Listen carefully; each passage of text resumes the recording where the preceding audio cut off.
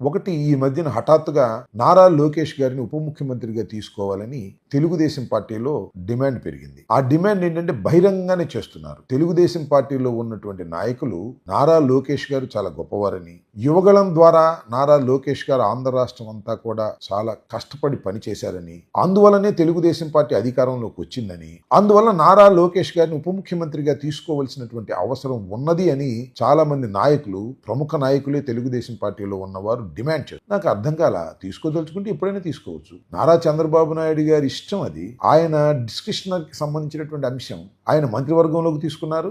అసలు శాసనసభ్యుడు కాకుండానే మంత్రివర్గంలోకి తీసుకునేటటువంటి స్వేచ్ఛ ఆయన ఇంతకు ముందు ఆ స్వేచ్ఛను ఉపయోగించారు. అయితే ఇవాళ ఎందుకు ఈ డిమాండ్ రావాలి? డిమాండ్ లేకుండానే చేసుకోవచ్చు కదా అంటే, ఈ డిమాండ్ ప్రారంభమైంది ఆయన కుటుంబంలో. ఏంటంటే ఆయన కుటుంబంలో ప్రారంభమైంది, ఆయన అసలు ముఖ్యమంత్రిగా చేయాలనేది ఆయన కుటుంబ సభ్యుల అభిప్రాయం. ఎందుకంటే చంద్రబాబు నాయుడు గారు వృద్ధులైపోయారు.